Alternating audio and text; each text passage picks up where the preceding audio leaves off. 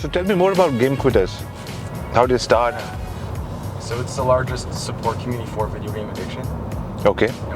Me 2 times shift gear, 6th gear, mash it till I get there. Philadelphia state of mind until I get my head clear. DMV stand up, Baltimore and what? The politics of everything suck, so just man up. Don't know what to stand for, at least I'm still upright, even though it's on the down low. Not me, I'm me, balls in my hand when I'm spitting, cause my potency's stronger than any man's. And I'm never laying down, feet are not in the sand. Only vacations we get are at the bottom of a glass. Top me off again, popping vodka for a 10. This fifth is like a time machine, a weekend in Japan. Line by line, my rhymes revealing what's inside of me. Nothing to be proud of, but at least I get it out of me. How did he trick the doctor out of a lobotomy? Whatever he's got, you'll probably be put inside a bottle. Please, FDA approval, then it fixes me.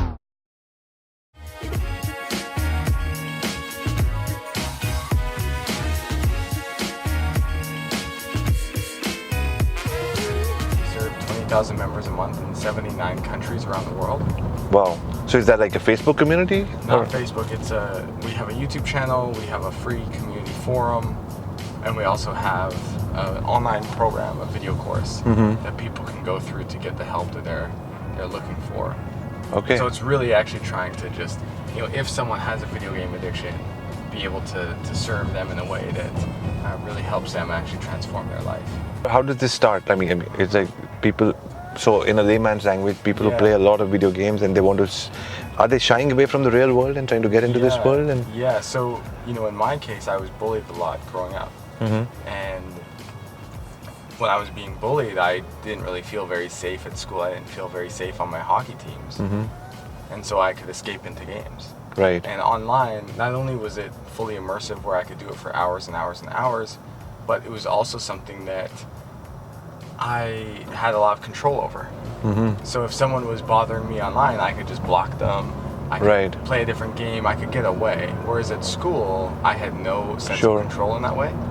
And gaming just became my outlet for kind of escaping from life that wasn't very much fun. Right.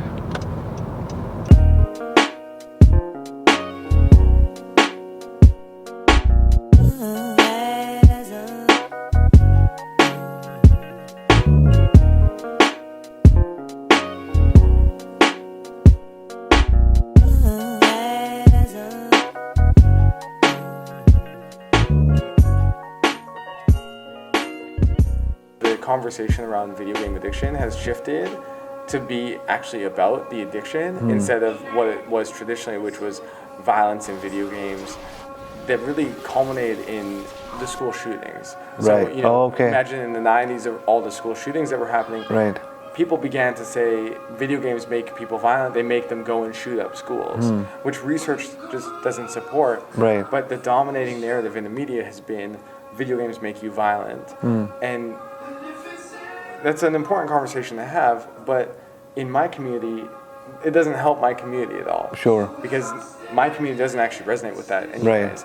And so being able to actually have a conversation around the struggles that they're having, that are genuine to them, and keep it focused on that, I think is a really amazing thing. And I'm really happy to see that beginning to happen in the media. That's quite a spread. So then speaking at schools leads you to making more awareness about this. But eventually, what I've always feel is that for any venture to last long and to make a greater impact, money is such an integral part of it. So where does that come from? Sponsorships or? Sponsorships, schools. So do you think video game companies would sponsor this? Yeah, they absolutely have to. Okay. Yeah, no different than when Budweiser started to support I understand. drinking Okay. or just that makes sense. responsible drinking, right? And so, that's a big next step for us now, is maybe not gaming companies, but in the very least sponsors who care about this issue, who are able to donate and give us some funds and grants to be able to go and bring this message out there. Right.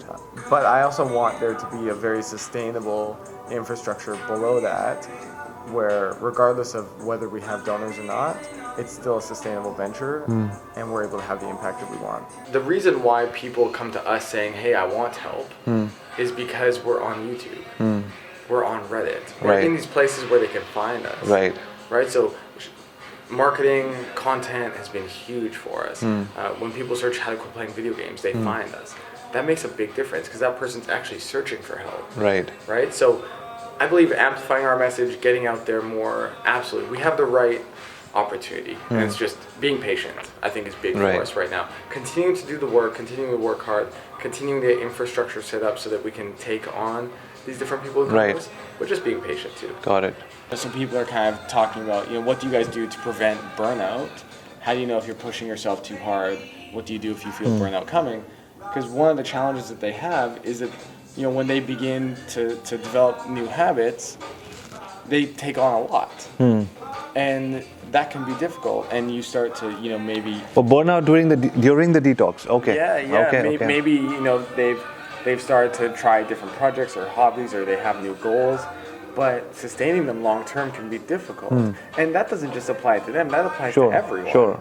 Right? But, they're having a discussion about that. And what's amazing is the community comes in here and shares tons of different ideas,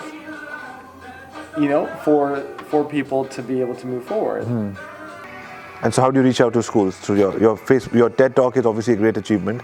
It'll help. So what else do you do to reach out? We're going to develop an assessment tool where a school can take a sample of their students and have them do a survey, and based on those results, find out if gaming is a problem at schools.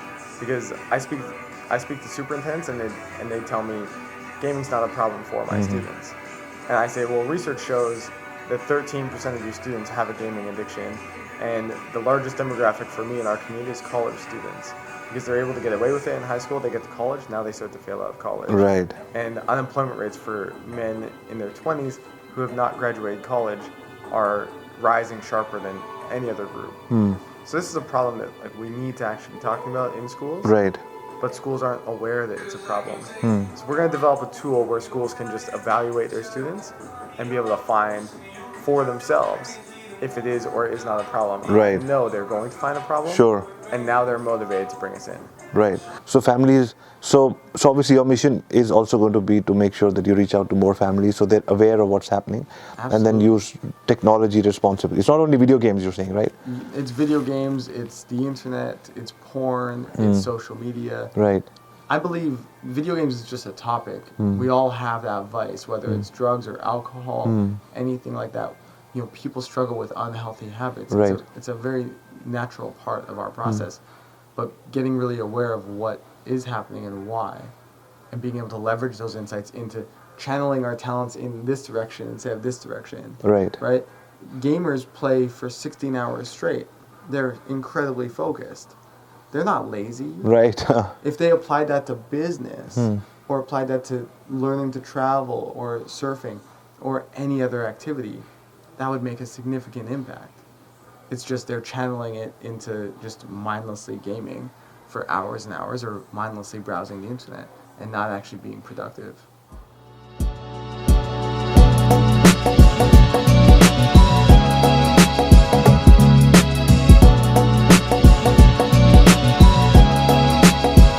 All right, buddy.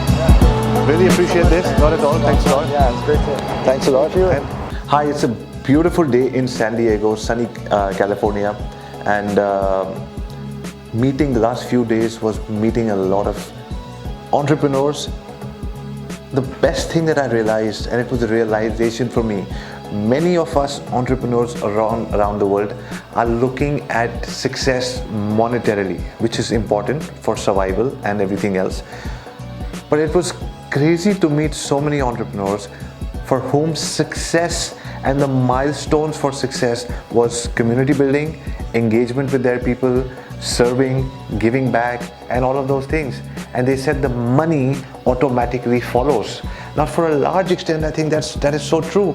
We are all getting so impatient with our startups and our venture ideas to be able to get either investment funding straight off the bat, or to be able to sell our sell our business so very fast. And here I'm meeting entrepreneurs who are saying, this is my baby, I'm growing it up, I'm nurturing it, I'm answering each and every YouTube comment, I'm answering every Facebook comment, I'm listening to everybody, I'm reaching out to them, I'm calling them, I'm helping them with their journey.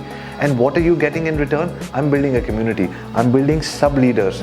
You have to be vulnerable to be able to build sub-leaders. You have to be strong to be able to say, I don't need all the attention. I don't need all the money. I don't need all the recognition. This group doesn't have to be mine. This forum doesn't have to be mine. This company doesn't have to be mine. It belongs to the people for whom I started it. This is a message we've been reading in books and forums and podcasts and speeches and TED Talks all over the world. But to see 28-year-old entrepreneurs, anywhere from 19 to 35, at that age, people have the wisdom or the truth or the honesty within themselves to say that I am a social entrepreneur and I am doing it for others, and what comes out of it for me will be a byproduct. But they want to grow the community through the people, through the leaders. That is just impactful. That is just so powerful. And that, I think, works very well in businesses that have a for-profit agenda as well. Why can we not have that mindset shift to say everything happens when we take care of our people? Everything happens when we take, and it's not just an HR exercise. Everything happens when we take care of our people, and take care of our clients means that we have the time to listen.